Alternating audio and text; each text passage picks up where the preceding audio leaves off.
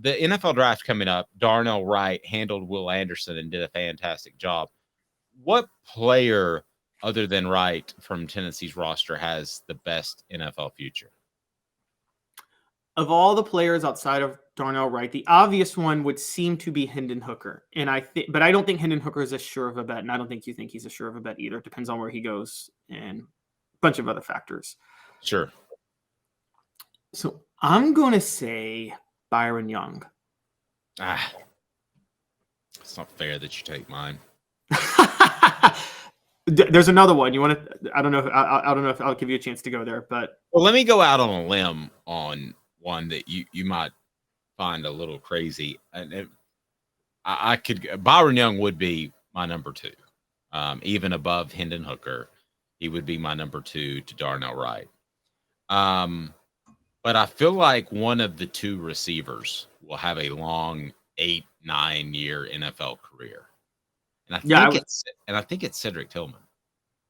I'm with you. I was going to go there too. I think it's Cedric Tillman too. I almost was going to say Cedric Tillman, and then I went to Byron Young. And so I'm sorry, I audibled and stole yours. No, when you look at Cedric, I mean, especially in person, don't you kind of think that, listen, everybody has to work hard in the NFL. Don't take this the wrong way. But don't you kind of think he could just kind of slide into an NFL spot and keep it for 7-8 years? Yeah.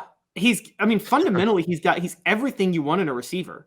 I mean, everything. And there were questions about his speed, but he put those to rest. He's got the speed that he needs to have for the type of role he's going to play. And he showed that at the combine. I think it's hard to this day for so many people to accept this about Cedric Tillman because he was a 2-star coming out. And it does. I still can't wrap my head around how he was only a 2-star coming out of Nevada. And maybe it's because that people just don't have faith in Nevada kids. Or there's not a lot of good high school football out there.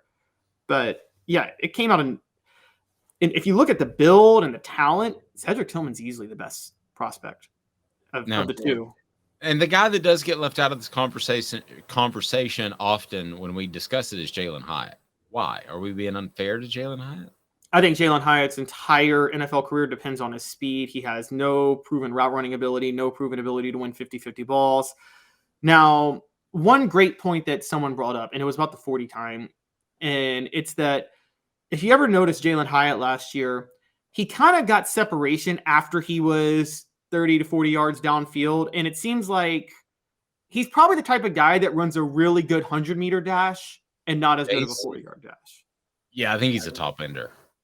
I think he runs straight up. I think he's a top ender. I think if you took the last 10 yards of the 40s, I'd say he would be towards the top. But still, in today's NFL, you've got to get open in short little routes. So I don't know that completely means that he's going to be a standout. I think, I'll be honest with you, I don't think Jalin Hyatt is even in the top 3 or 4 of former Vols that are going to have a standout career in the NFL. I wouldn't be surprised if, kind of like a Jabari Greer, to go back if Trey Flowers found a role somewhere in the NFL to kind of hang on for a while. He's not as capable as Jabari, but I know Jabari had to go to the NFL and get kind of recoached. Could that happen with Flowers? Yeah. I mean, how many coaches did he play under at Tennessee?